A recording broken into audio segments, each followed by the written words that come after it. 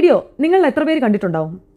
ഇത് കഴിഞ്ഞ ദിവസം കോഴിക്കോട് വെച്ച് 8 മാസം ഗർഭിണിയായിരുന്ന ഒരു പെൺകുട്ടിയെ സ്വന്തം ഭർത്താവ് അയൺ ബോക്സ് കൊണ്ട് ദേഹം മുഴുവൻ പൊള്ളിച്ചതിന്റെ വീഡിയോ ആണ്. ഒരുപക്ഷെ മെൻസ് കമ്മീഷൻ ഉണ്ടാക്കാനും ഷിംജിത കേസിന്റെ പേരിൽ നാട്ടിലെ മുഴുവൻ സ്ത്രീകളെയും മോശക്കാരികളായിട്ട് മുദ്രകുത്തുന്ന രീതിയിലുള്ള റീൽസ് ഉണ്ടാക്കാനുമുള്ള തിരക്കിന്റെ ഇടയിൽ ഒരുപക്ഷെ നമ്മുടെ നാട്ടിലെ പുരുഷ കേസരികൾ പലരും ഈ വാർത്ത അറിഞ്ഞിട്ടുണ്ടാവില്ല. പ്രതിയുടെ പേര് ഷാഹിദ് റഹ്മാൻ.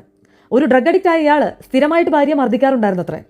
അതുമാത്രമല്ല, 8 മാസം പ്രഗ്നന്റ് ആയിട്ടിരിക്കുന്ന ഒരു സ്ത്രീ കടന്നു പോകുന്ന ശാരീരികവും മാനസികവുമായിട്ടുള്ള ബുദ്ധിമുട്ടുകൾ എന്തൊക്കെയാണെന്ന് ഒരുപക്ഷെ നമ്മളിൽ പലർക്കും അറിയാവുന്നതാണ്. അത്രയും ബുദ്ധിമുട്ടിൻ്റെ ഇടയ്ക്ക് ശരീരം മുഴുവൻ അയൺ ബോക്സ് വെച്ച് പൊള്ളിക്കുക എന്ന് പറയുമ്പോൾ അത് എത്രത്തോളം ക്രൂരമായിരിക്കും എന്ന് ഒന്ന് ആലോചിച്ച് നോക്കിയാൽ ഒരുപക്ഷെ നമുക്ക് മനസ്സിലാവും. ഇത് തിരുവനന്തപുരത്ത് നടന്ന മറ്റൊരു കേസാണ്. പ്രതിയുടെ പേര് മഹേഷ്. അയാൾ ചെയ്ത ക്രൈം എന്താണെന്ന് വെച്ചാൽ തൻ്റെ സെക്കൻഡ് വൈഫ് 20 വയസ്സ് മാത്രമുള്ള ഒരു പെൺകുട്ടിയുടെ ദേഹത്ത് തിളച്ച പാലെടുത്തൊഴിച്ചു. കക്ഷി ഓൾറെഡി ഡിവോഴ്സ്ഡ് ആണ്, 2 കുട്ടികളുടെ അച്ഛനുമാണ്. പക്ഷേ സ്ഥിരമായിട്ട് അയാൾ തൻ്റെ രണ്ടാം ഭാര്യയെ മർദ്ദിക്കാറുണ്ടായിരുന്നത്രേ. അങ്ങനെ ആ പെൺകുട്ടി ഇപ്പോൾ സീരിയസ് ആയിട്ട് ഹോസ്പിറ്റലിലാണ്. ഇത് കേസ് നമ്പർ 3. തിരുവനന്തപുരം വെളപ്പിൽശാലയിൽ ഒരു ഹസ്ബൻഡ് വൈഫിനെ മർദ്ദിച്ച് കൊലപ്പെടുത്തി. പ്രതിയുടെ പേര് രതീഷ്. ഭാര്യയെ സ്ഥിരമായി മർദ്ദിക്കാറുണ്ടായിരുന്ന ഇയാൾ കഴിഞ്ഞ ദിവസം മദ്യപിച്ച് ലെക്ക് കെട്ട് വന്ന് ഭാര്യയെ മർദ്ദിച്ച് കൊലപ്പെടുത്തുകയായിരുന്നു. ഇത് കേസ് നമ്പർ 4.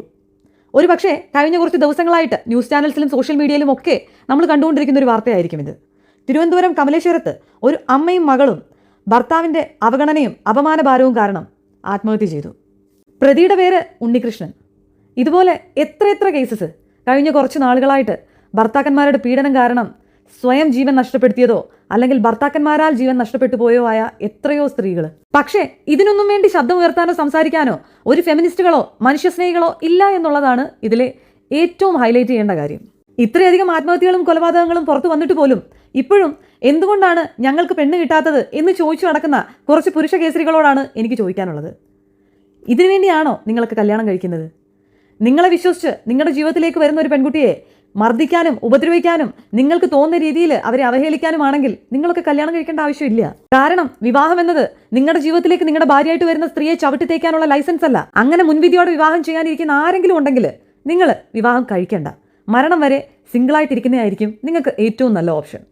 അതുപോലെ തന്നെ സ്ത്രീകളോട് പറയാനുള്ളത്, നിങ്ങൾക്ക് ജീവിക്കാനായിട്ട് ഒരാണിൻ്റെ ആവശ്യമൊന്നുമില്ല. ഈ ലോകം ഒരുപാട് വലുതാണ്.